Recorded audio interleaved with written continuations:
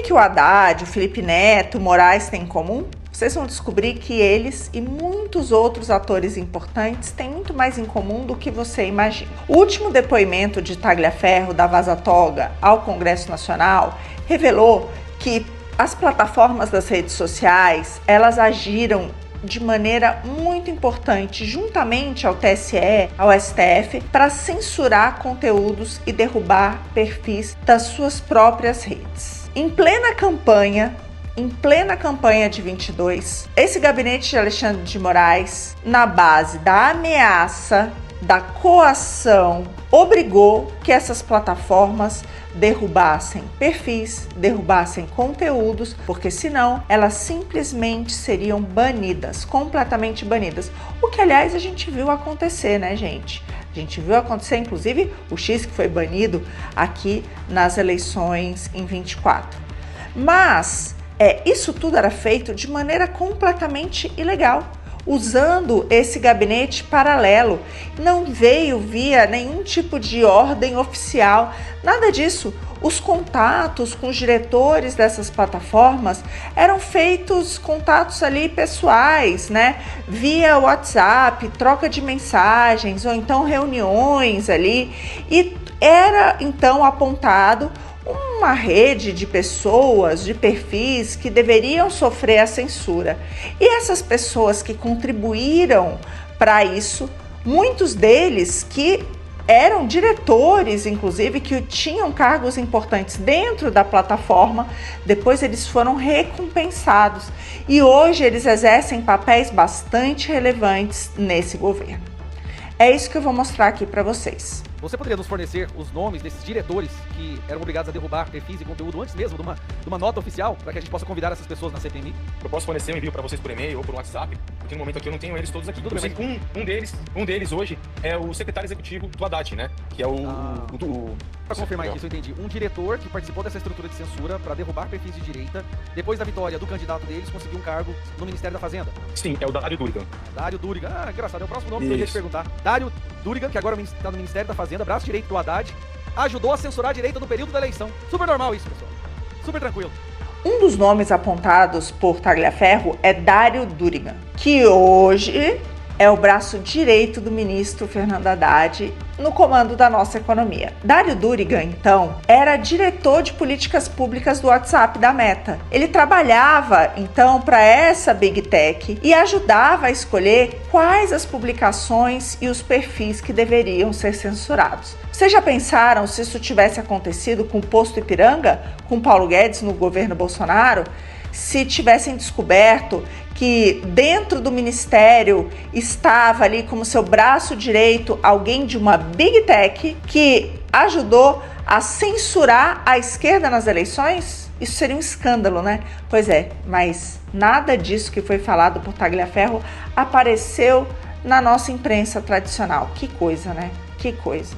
Eu apurei outros nomes também. Por exemplo, Vitor Durigan. Vitor é irmão de Dário Durigan. E na época ele foi coordenador do Instituto Vero, do Felipe Neto, na época das eleições. Aquele instituto que fez uma parceria com o TSE para combater a desinformação. E que também recebeu R$1 milhão do Open Society de George Soros e $30 mil da Embaixada Americana durante o governo Biden. Tudo isso vocês encontram na publicação, na investigação de Davi Agape, que revelou esses valores e essa associação do Estado americano e a interferência deles nas nossas eleições aqui no Brasil. Depois, agora no novo governo, Vitor foi contratado pelo nosso STF, exatamente para combater a desinformação. Hoje ele é funcionário do nosso STF. E no seu LinkedIn, ele rasgou elogios ali e agradecimentos ao ministro Barroso. Coisa linda, né? Pois é. Outro nome que eu apurei é o de Pablo Belo Arellano. Ele era simplesmente diretor de políticas públicas da Meta. Ele passou mais de 5 anos coordenando toda a parte de políticas públicas da Big Tech aqui na América Latina, inclusive discutindo projetos de leis de regulação com os nossos parlamentares. E veja bem, Pablo doou, foi um dos doadores de Orlando Silva, do PCdoB. Exatamente, Orlando Silva, deputado, que foi o relator do PL da censura. Aquele PL que foi rechaçado pelo nosso Congresso, mas que depois o STF resolveu a questão enfiando goela abaixo aquilo que eles queriam, né? Aliás, tanto Orlando Silva quanto Barroso apareceram juntinhos ali em alguns eventos defendendo exatamente essa regulação das redes sociais. Hoje, Pablo ocupa um cargo de assessor no Ministério da Fazenda de Haddad. Olha lá, ele e Dário, né, ajudaram a censurar ali a direita e hoje estão ali no comando da nossa economia. O outro nome citado por Tagliaferro foi de Samara Castro, até então apenas uma advogada da OAB do Rio de Janeiro.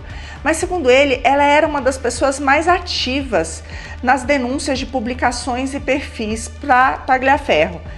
Depois disso, obviamente, ela foi recompensada agora no governo Lula. Primeiro, ela virou diretora de promoção da liberdade de expressão na Secretaria de Comunicação e hoje é chefe de gabinete da Secretaria de Políticas Digitais. Ou seja, primeiro ela ajudou Lula a vencer e acabar com a direita e agora ela vai definir o rumo das políticas digitais no nosso país. O que a gente vê é um esquema mafioso em que judiciário, ONGs, representantes das Big Techs e financiamento de dólares americanos, por exemplo, a essas ONGs, ajudaram a perseguir a direita e eleger Lula nas últimas eleições. E esse comportamento mafioso fica claro porque não eram usados canais oficiais, não.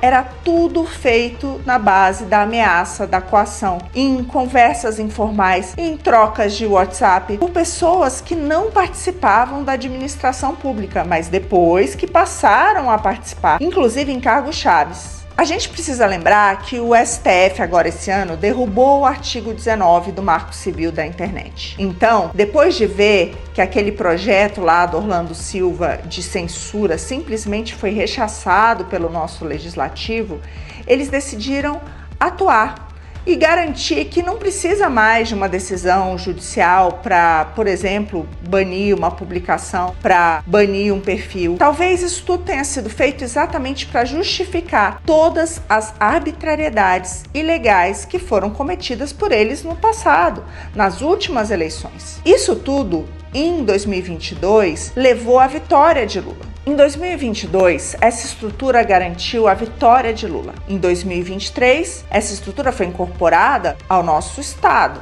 Em 2025, o STF invalidou a lei feita pelo Congresso para garantir a censura e a perseguição política, porque a gente sabe que tudo isso é feito, a censura e a perseguição é feita só para um lado, sempre em relação à direita. E agora em 26, eu te pergunto, você acredita que nós teremos eleições justas, eleições imparciais? Se você gostou desse vídeo, curte aqui, já se inscreve no canal e não deixa de compartilhar para informar outras pessoas daquilo que a mídia tradicional não quer que você saiba.